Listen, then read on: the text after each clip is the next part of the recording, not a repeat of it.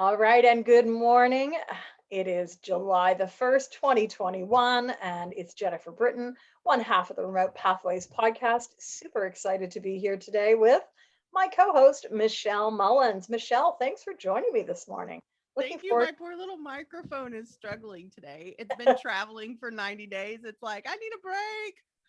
I think we all need a break. It's interesting as we roll into the summer months. We'll be continuing our community calls and also our planning calls, but it's really the time of year to take a break. So, looking forward to, reconnecting with you. We are talking today about not just reconnecting workspaces, which was our last topic, which of course is the name of my new book, but what is our topic today? Do you remember what our topic is? Building a robust team. Building a robust team culture. Absolutely. And I'm really excited about this. So let's dive into our opening exercise.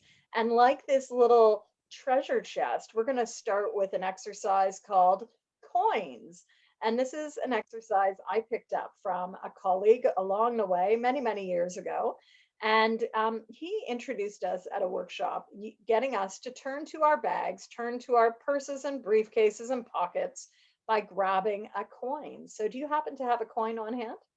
I do. I've got You my do. pocketbook right here and have All some right. Well, I coins. brought a coin too.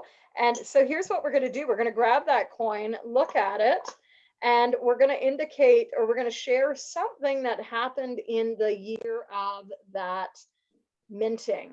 So, I actually have an American quarter here from 1990. What do you have? I have a penny that looks really old, but it's from the year 2000.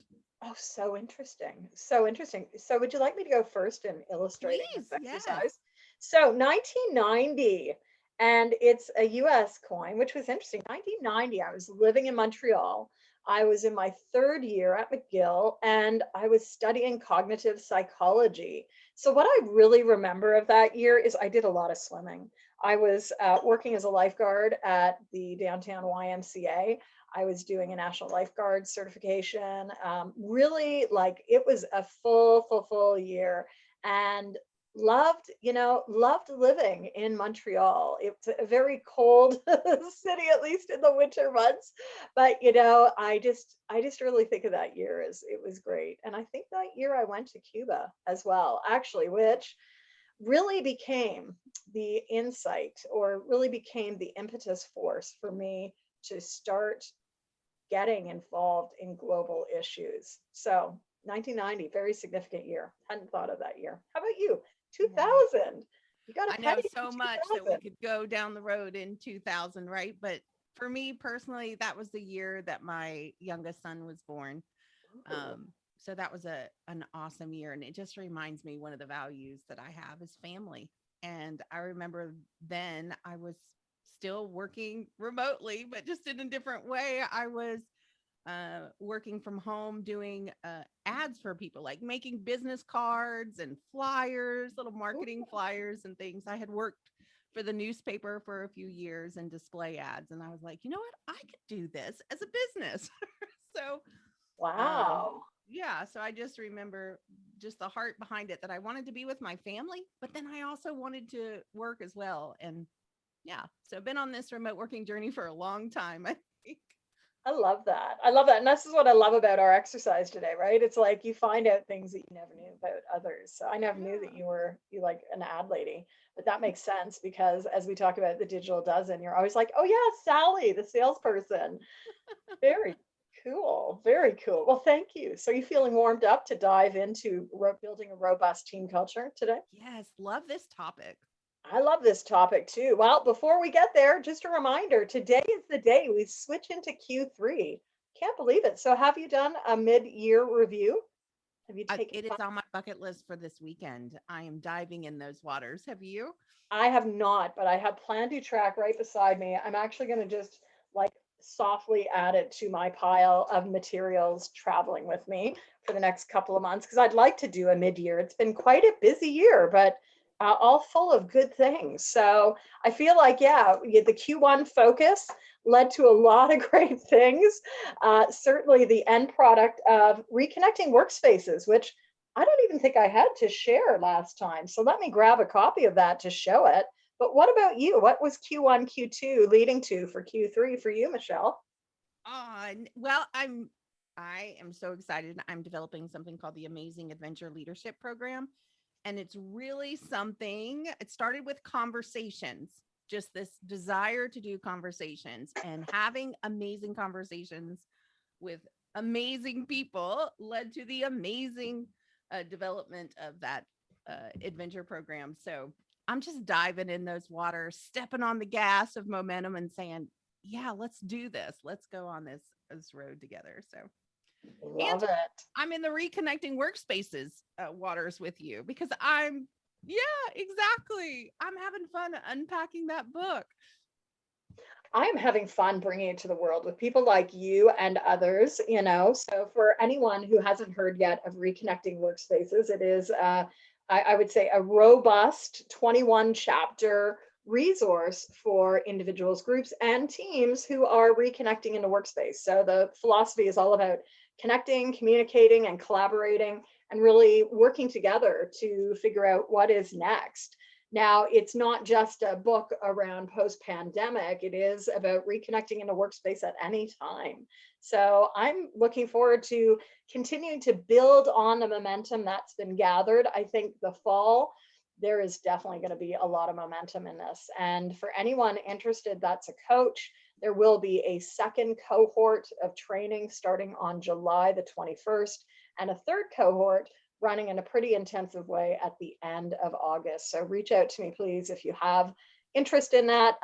It's going to be small groups of 8 to 10 coaches going through each of those cohorts. So get on board early. I don't know. What would you say, Michelle? You're in the inaugural cohort. So what would you say about the I absolutely love it. Come join us. You will be equipped to serve others just during this time. I couldn't believe how all of us came together and just recognized there's truly a need. We're not just saying this, but this resource meets that conversation need. You will be equipped as a coach to have those conversations and serve other people in a way that will really bring some hope and clarity and vision and the opportunity for them to reconnect in the world and do that important work that they love to do. So yeah. I it's love it. phenomenal. Well, that is part of, today's topic. So last call, just a high level of where we were. Last call, great call, beginning of June 2021. We looked initially at reconnecting workspaces. We dove into the waters of CV came with Feta, which are 9 essential elements, and also touched on the triad of trust, safety, and connection, or trust, respect, and influence. And I think that really links nicely in with our latest episode. So, Christina Lee, who is coming to us and talking about diversity and inclusion. And somehow she didn't get saved on here, but Christina Lee is an amazing colleague of mine. She came and joined us to talk about diversity and inclusion. And so I'll make sure before we get out of this, I'm going to actually pull up her photo. So, Michelle, what would you like to say about Christina and all her greatness?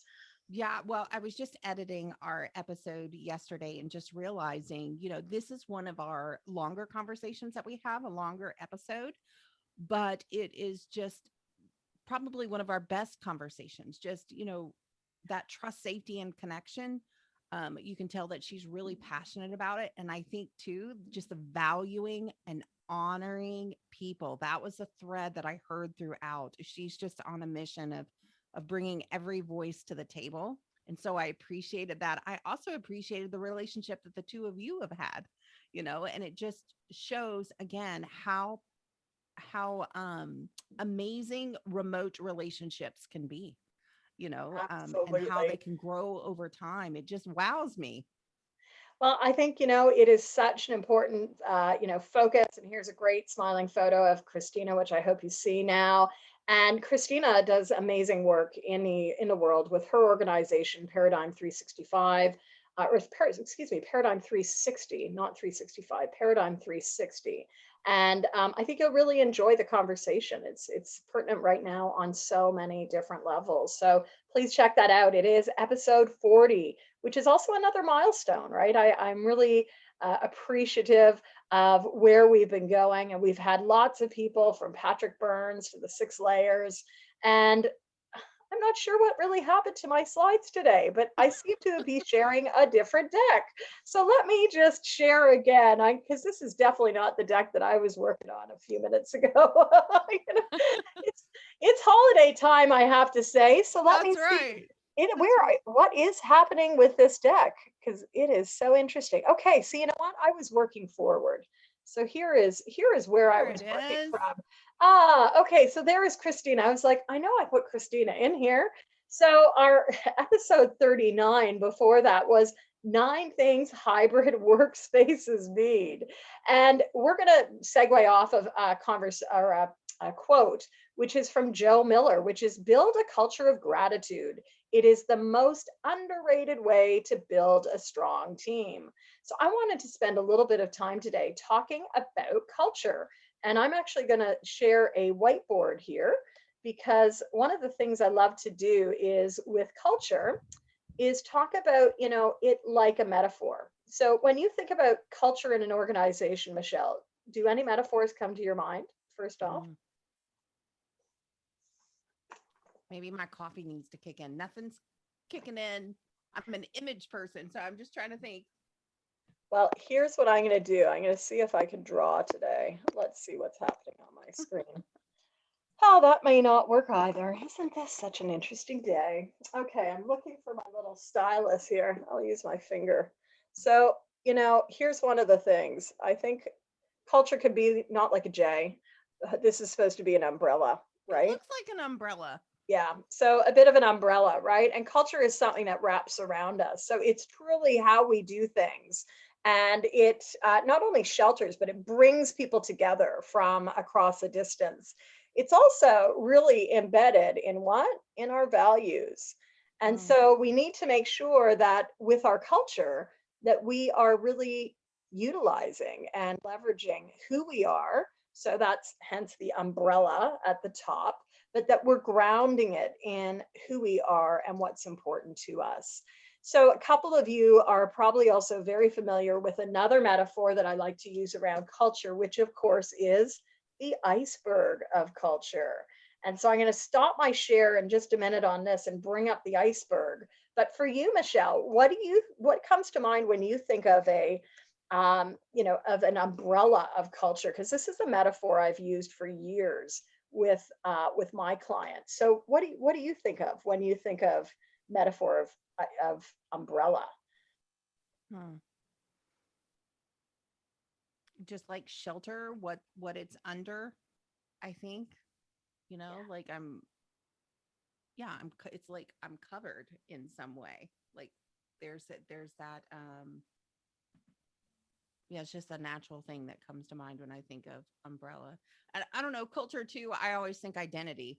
So I don't know if I have a great metaphor, but that's Yeah. kind of Well, where I think and about. we did a call a while ago, right? We had a call where we had lots of different umbrellas in the sky. I don't know if you Oh remember that. yeah, I You love remember that one. It that? was so brilliant with color. Yeah, Yes. and like this just doesn't do it justice, but like if you imagine that as well, all the different things in the air.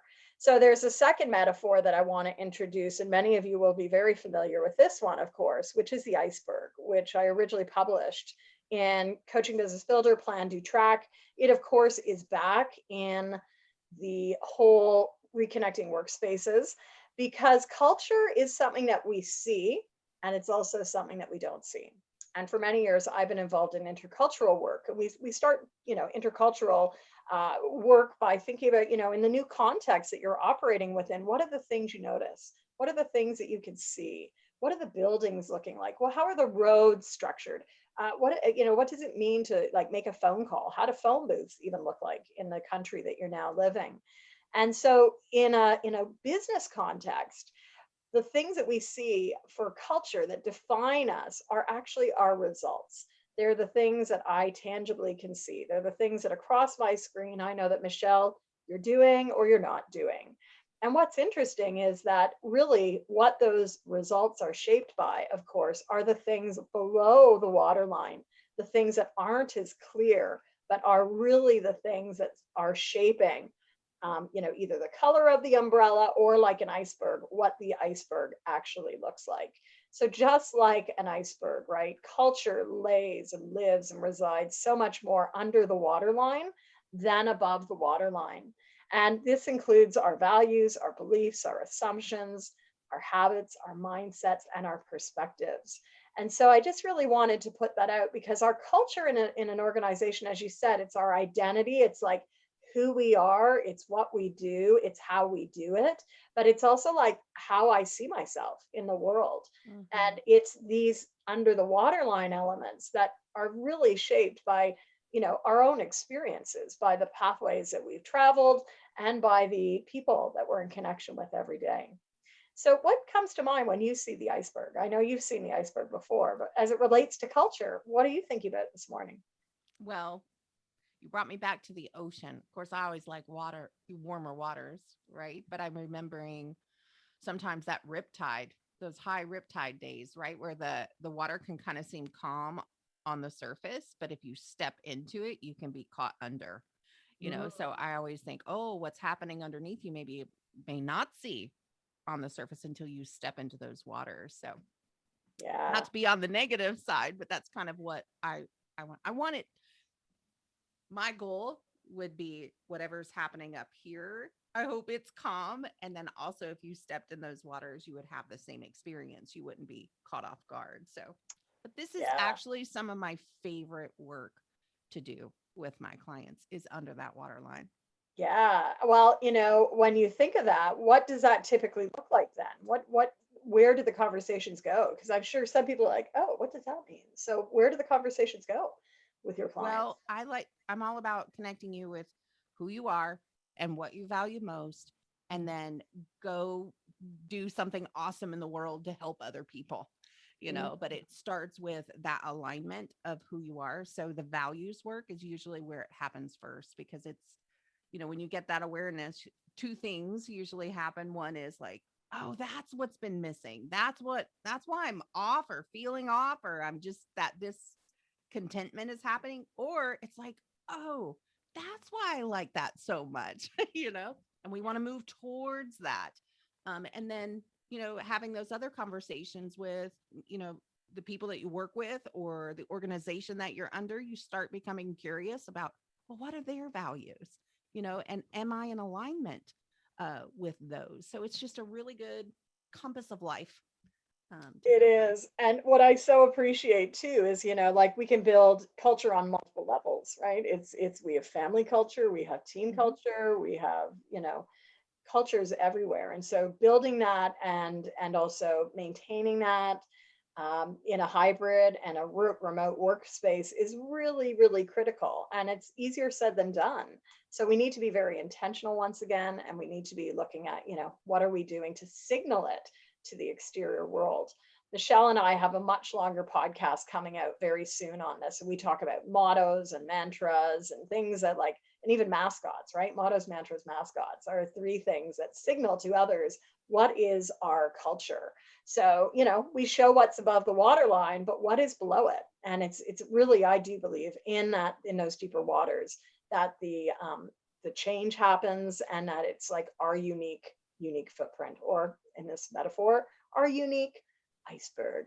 So there we go. All right. Well, I hope that's useful. And again, I'm going to switch out of this screen and just take us into another screen here, which is another quick quote for today's episode. So, as I said, we've got our Joe Miller, back to Joe Miller, like part of what we may do is like build that culture of gratitude, right?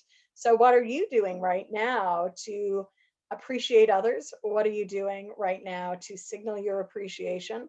And when I hear the word signal, I also think of the word structure. What Mm. is visible to others so that they can see what you're focusing on. And I think that's what I really love about being a writer, right? Part of my world is like creating new tangible books, which is really a synthesis of like thousands of hours of conversation, or perhaps tens of thousands of hours of conversation, I actually think about. So What do you get sparked by? I know this quote came from you. So what do you think about when you hear I Joe mean, you Miller's just quote? can't go wrong with gratitude. It's just a win-win-win for everyone. Yeah, it's just something, if you can start with that strand, it will strengthen your team culture. It's amazing how it ripples. So yeah, just gratitude. I woke up this morning, I was like, my husband goes, "Oh, is today a YouTube day, for work?" And I was like, "Oh yeah, well, I guess I just don't see it as work. I'm just going to hang out with my friend to talk about working remotely." And I'm like, wow, I'm so grateful that this is what I get to do, and hang out with, the people that join us on the call or watch it later. Like, it's such a gift. So I like starting the day with gratitude, and it just ripples. Absolutely. And here's the second one that you said, culture is what motivates and retains talented employees.